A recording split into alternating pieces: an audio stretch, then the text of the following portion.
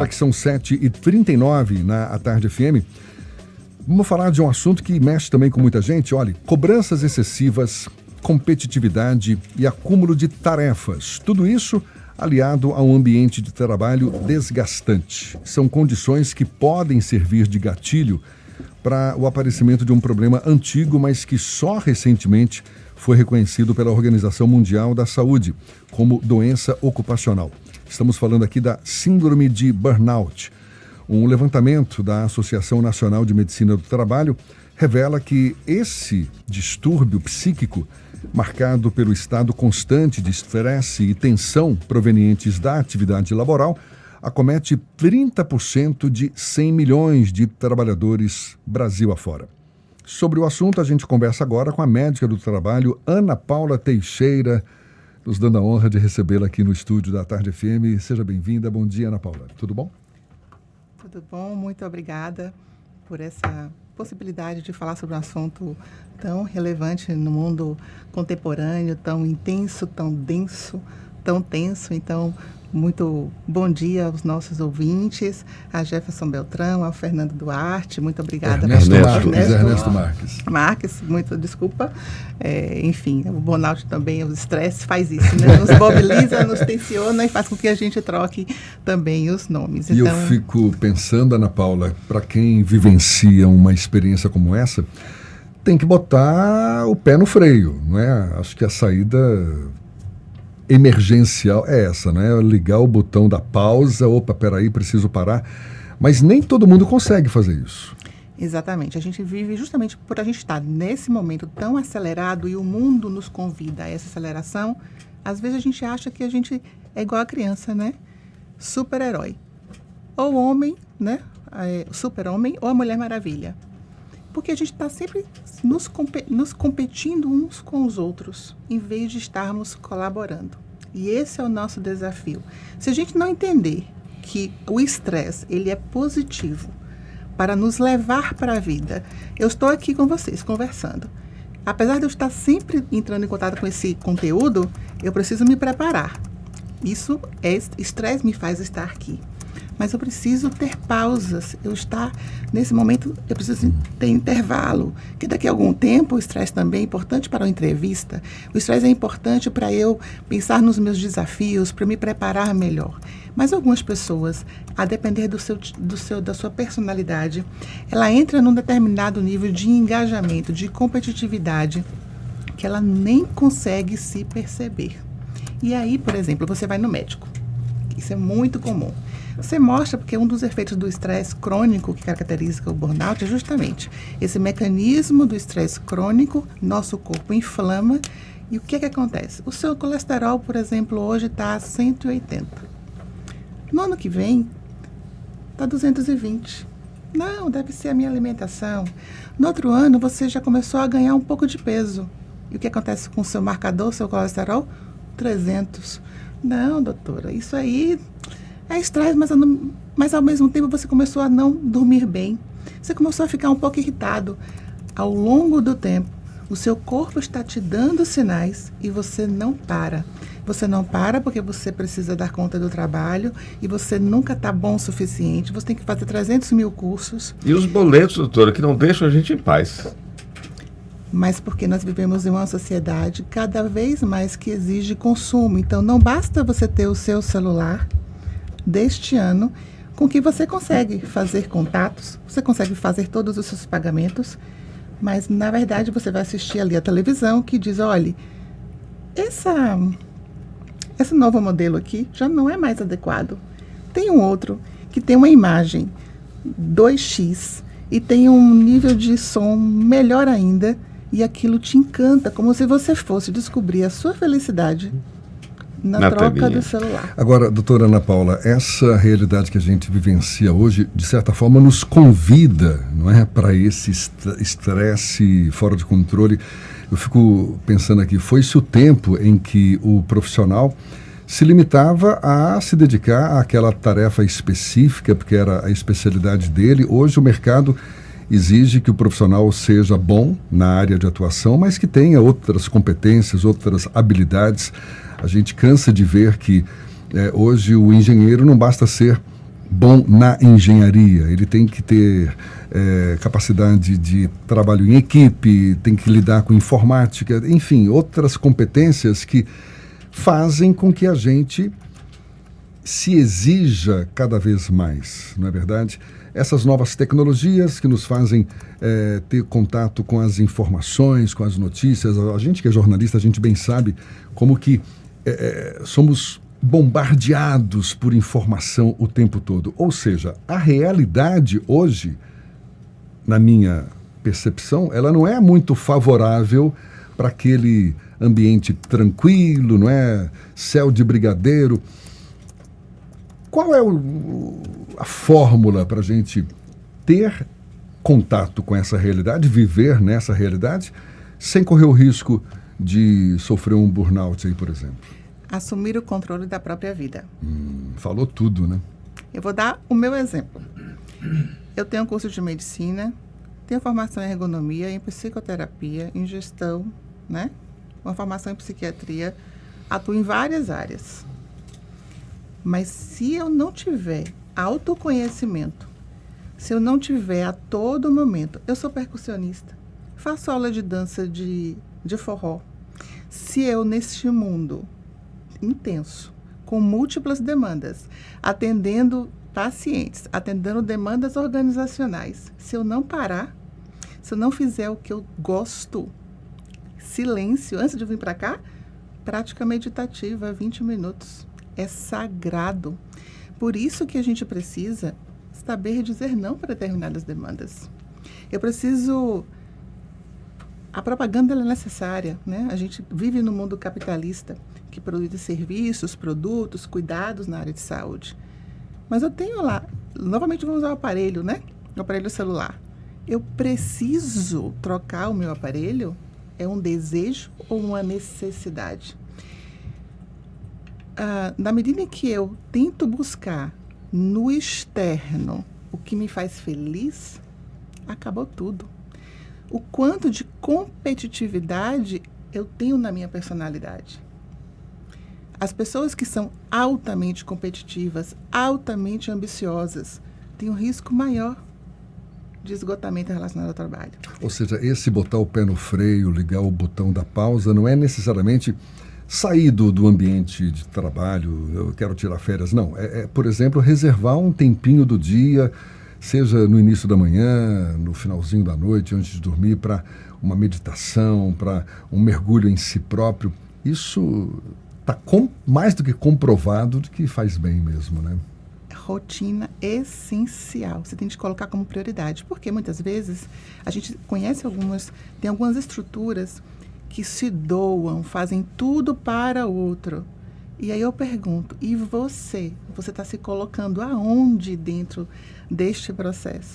Mas isso, eu lhe pergunto, tem alguma relação com a felicidade que essa carga de atividades proporciona? Por exemplo, se eu tenho uma vida muito cheia, com muitas atividades, mas elas todas me fazem bem, apesar dos problemas, etc., ou alguém que tem uma carga menor, mas tem por alguma razão um estresse muito específico e sofre com aquilo que está fazendo.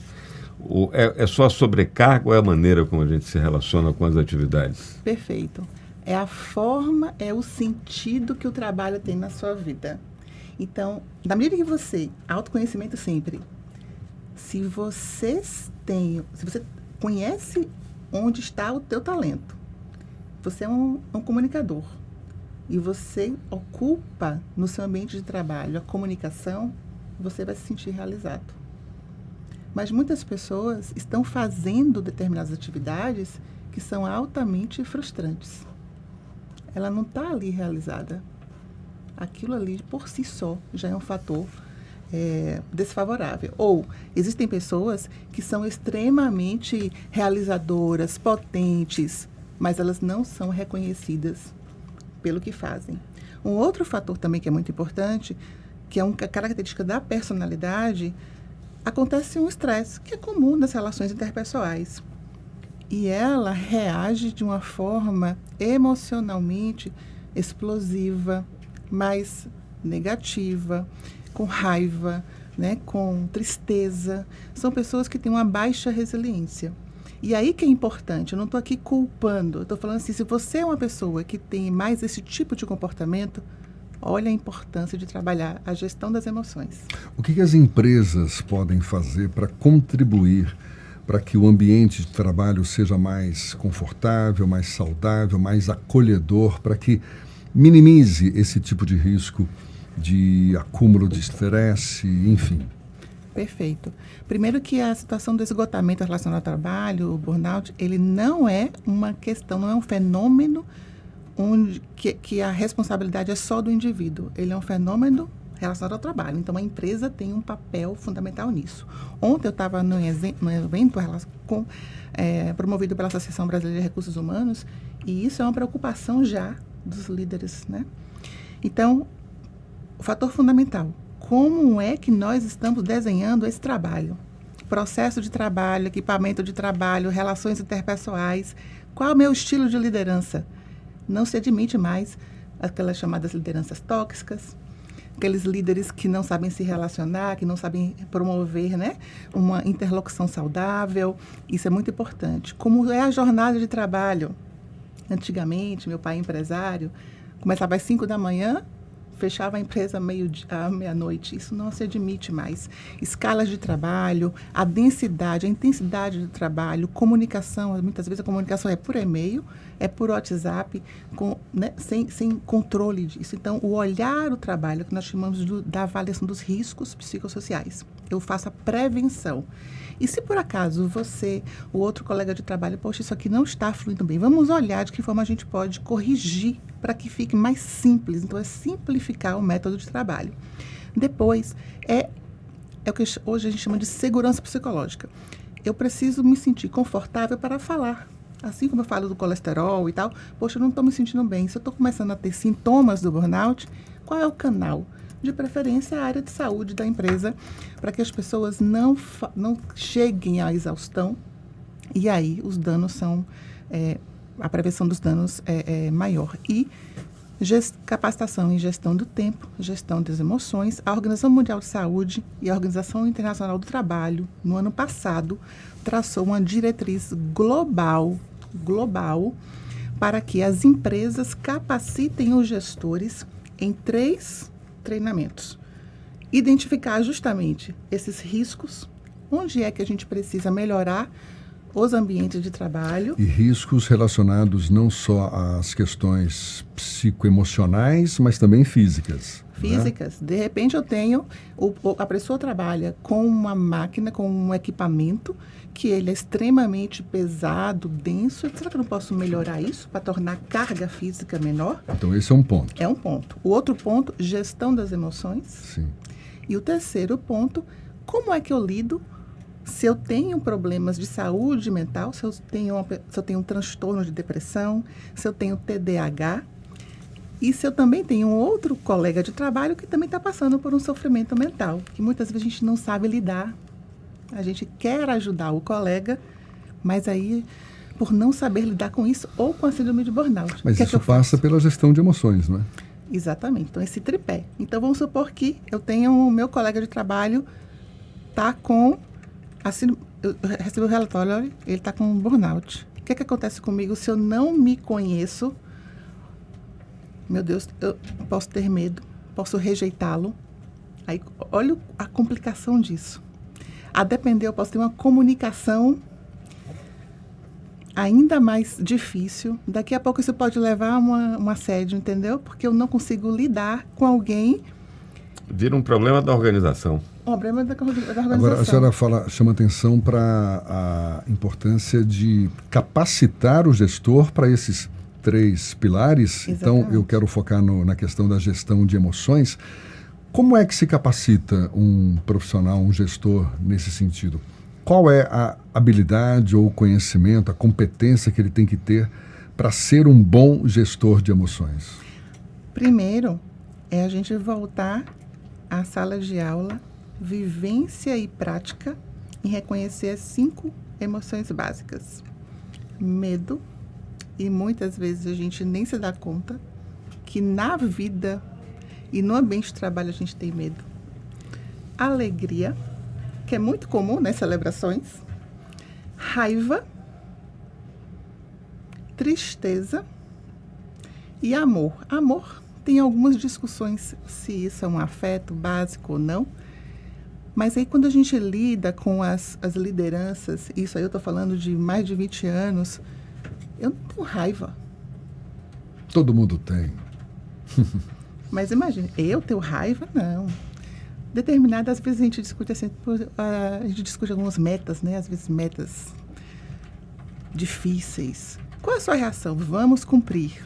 Isso é, né? Bom, as são desafiadoras, isso é muito importante para a gente. Aquele estresse que nos mobiliza a ter criatividade, mas às vezes são situações tão difíceis quando as pessoas não têm a estrutura. Olha os riscos que a gente precisa mapear, né? Às vezes a gente não tem uma ferramenta adequada, às vezes não tem uma solução, uma tecnologia que vai nos ajudar a tornar o trabalho mais simples.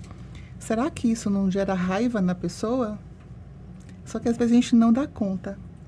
Imagine isso durante dias e semanas e meses. Aí eu vou para casa, quem é que vai levar a conta? A família.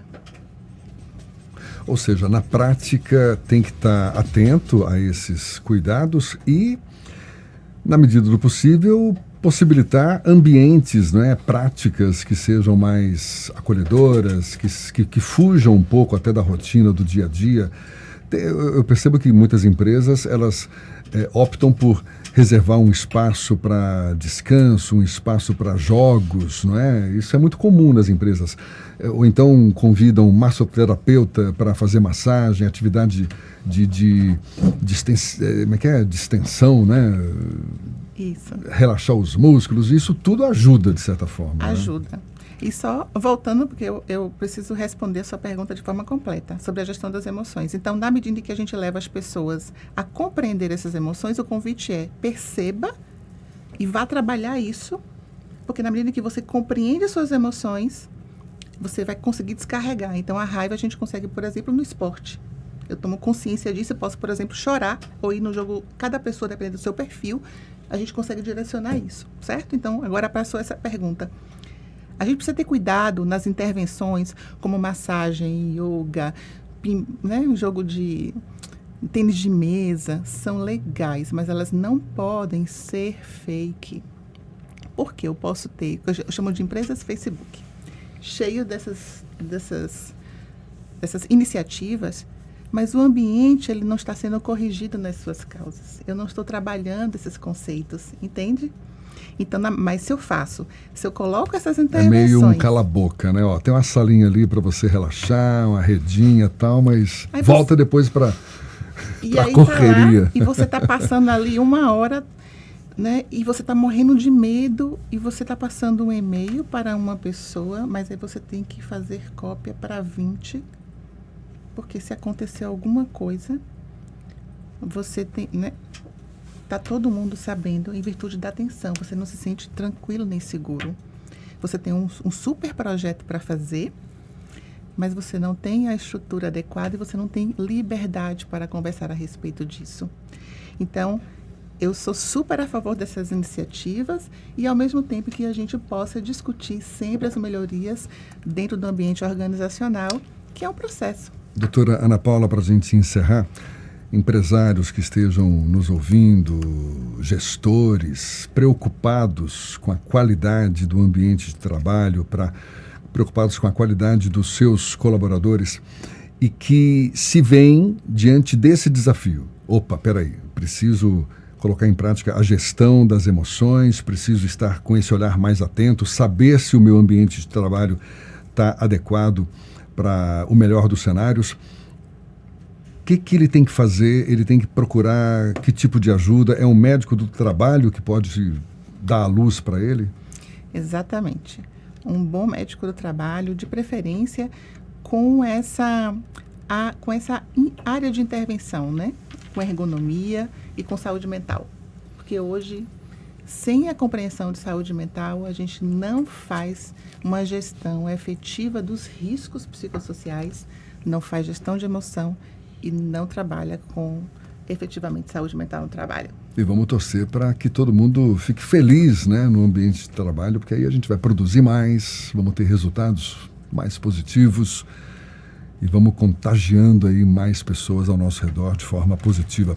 Doutora Ana Paula Teixeira, médica do trabalho, muito obrigado pela sua disponibilidade, pela atenção dada aos nossos ouvintes. Bom dia e até uma próxima. Eu que agradeço a todos e um bom dia. Agora 1 minuto para as 8 na Tarde FM.